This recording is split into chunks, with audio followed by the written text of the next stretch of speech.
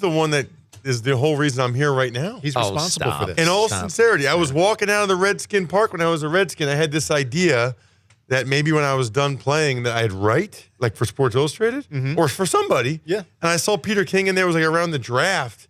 I walked out of the building. I thought, no, you know what? I'm going to say something to him. So I introduced myself and said, hey, all of you guys that write like you don't really know what it's about. You never played. Yeah. Well, he's right. And I thought that was, I just kept saying to him, I said, you have something. You have been behind the curtain. Right. You have been to Oz. And so you know things. Tom Brady has had his hands up your rear end. Hey. Yes. I mean, I just, you need to basically share what you know. And look, there have been many times in history, going back to Ball 4, where, Ball 4 was the original, oh my God, we have to know everything. Right. So when you started to write that, the knowledge stuff about what football is really like, Ross, I'm not kidding you. I think it really led a lot of current and former players into saying, hey, I can do that too. I was there and I can write a sentence. Right. So look at how many of them now don't just, like, before you, in my opinion, people looked at the media and said, I'll go do football on TV, after their career. But now they're saying, hey, I can do more than that. So anyway, it's all you. And before we put a cap on Ross's resume, you know what else he does well? He played for 7 years in the NFL, but he didn't think that the industry owed him a job. He knows he only gets to keep that job if he's prepared and has an opinion, not just on Brady and Manning, but the other guys who are not big names, and he does that every time. The legendary story about about Lawrence Taylor when he got into TV. Remember, he worked for, I think, TNT or Turner. I'm kind of forgetting TNT. So when he went there, he was not known as a homework guy, let's just say. And Phil Simms, the legend, said, I never asked Phil about this, but what I always heard is that Phil Simms said, hey, they'll pay you $1 million for 1 year, but then after that, you have to actually prove that you deserve it. And Phil, obviously is Joe Homework. He watches his tape, everything like that. And so, and that's why I appreciate the work that you put into what you do. To the football side, the Eagles handed us a lead story. First thing I did, woke up this morning, I read you on mmqb.com. A couple of notes I took. You said Chip Kelly potentially great. It was a stunning move, perhaps a missed opportunity by the Eagles. Am I assuming too much to think that you believe this was a mistake? Well, let me just say this, Paul. My first reaction was that this is premature, and Kelly has made some horrible decisions. Okay, Byron Maxwell being number one, paying a pedestrian corner $10.5 million a year just because they so desperately needed a cornerback. There's other things too.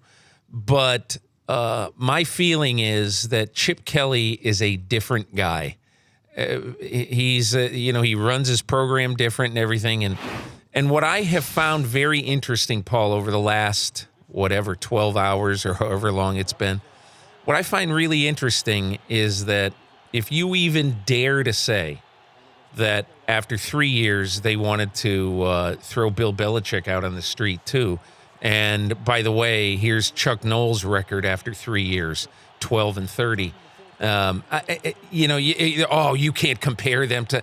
I'm not comparing them to them as coaches. I'm simply saying that a lot of coaches, when they first get somewhere and establish their own program, they're not well liked. The town doesn't like them, and a lot of people want them out. And the easiest thing to do is to say, okay, Chip, you're out. And all of a sudden, WIP is having a parade in Philadelphia. So I understand that. I get it. And I get the tremendous pressure. But the only reason why I'm hedging my bet a little bit, because I really don't think he should have been fired, but I'm hedging my bet a little bit because I don't know what Jeff Lurie knows. Okay, so when Jeff Lurie talks today, I think it's really incumbent on him to say, you were so totally all in 35 months ago with this guy. He was going to cure all of your ills, and he was going to take you where Andy Reid couldn't take you. Now, after less than 3 years, you summarily fire him. Why? What happened? So I want to know what happened, and I'm very curious to hear his explanation. And I don't think it's almost like we're going to get to Peyton Manning later. It's almost like everybody wants you to have an opinion right now on Peyton Manning. Well, I can't because we don't know everything yet. Yeah, and I would say for Jeffrey Lurie, it's 11 months ago he gave him final say. He gave him all the personnel control, even more recent. I wanted to ask you, we talked about this with Mike Mack a little bit last hour. The fact that they fired him last night, 5 days away from the last game, don't you think something had to happen? I'm not buying this head start on Adam Gase or Hugh Jackson. Those guys are under contract. They can't talk to them yet anyway. Right. What is the value? What is the value they're really gaining by firing him last night? Unless it was personal, unless Jeffrey Lurie wanted the guy out of the building. That's a very good question, and I don't know the answer to it, Ross. I know what has been sort of leaked out of the building. They want to get a head start on the process. I agree with you. You know what I thought? I'll tell you exactly what I thought. That you know how, and Mike Florio's been big on this in Pro Football Talk, putting out the terms of what would have to happen if there was a trade with Tennessee. My first thought last night at 9 o'clock, whatever time this happened, my absolute first thought was, I bet that Tennessee has no interest in Chip Kelly because, they now, I find it very hard to believe that Jeff Lurie didn't do some fact-finding on whether Tennessee might be interested in Chip Kelly. And he had to have found out that they didn't have interest, or at least didn't want to make a trade for Chip Kelly. And if they don't want to make a trade for Chip Kelly, maybe it changes now that he's on the street. But the one thing somebody in Tennessee told me last night is that Marcus Mariota is not one of these guys who can only play for Chip Kelly. He can play for a lot of people, and there's nobody in the organization who is saying, oh, we'll get Chip Kelly in here, and that'll fix whatever little things we need to fix. They think that Marcus Mariota is going to be really good right now. You're wondering if, and kind of doubting that Tennessee would want Chip Kelly, and a lot of people want to connect those dots there. Do you think anybody, do you think a couple of somebodies will want Chip Kelly to be their head coach in the National Football League? The one thing that he's such an iconoclast. He's so different, and he reminds me in a lot of ways of Jimmy Johnson, in 1993 or 94, whatever, March of 94. It reminds me of that because we were all wondering when that happened, okay, is Jimmy going to get right back in, or might he go do TV? Because he's just a different guy. And the one thing that Jimmy did, Jimmy sort of weighed his options, hung out, and then a year later takes the Miami job over Tampa, which was sort of an ill-fated decision. But I could see Chip Kelly doing 93 things. And you know what is the most interesting thing of all? And I have no idea whatsoever if this could happen or if it's anything that would even be contemplated. But what happens if Josh McDaniels gets a job coaching the Lions or the Dolphins? I don't know, coaching somebody, being the head coach. And there's an opening at offensive coordinator. And the two old friends, Bill Belichick, who's had, when he was the coach at Oregon, had Chip Kelly into his place to talk offense. And again, they're not close or anything. I mean, it's not like he's Nick Saban to Belichick. They're close. But that wouldn't shock me.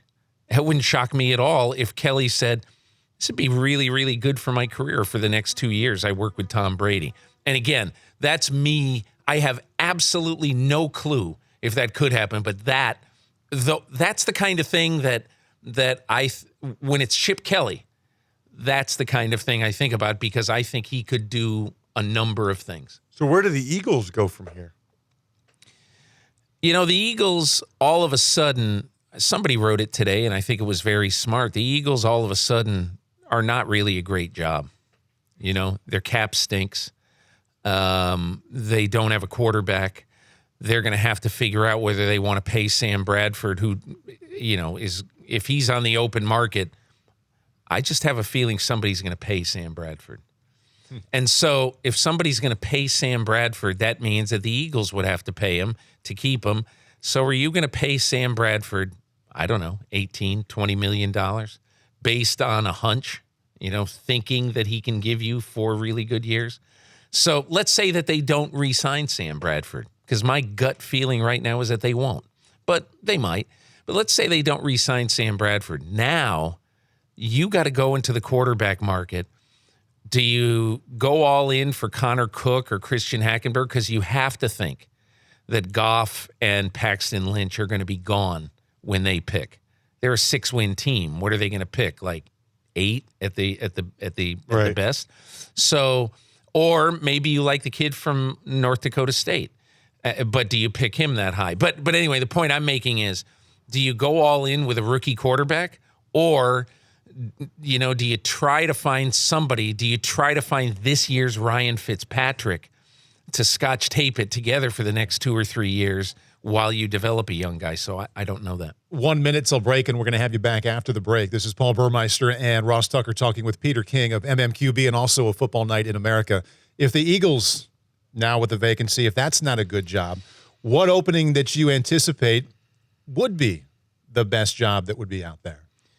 I think the openings that have quarterbacks far and away are the best jobs, even if their cap is not in great shape. Like, I think Indianapolis is probably going to be open.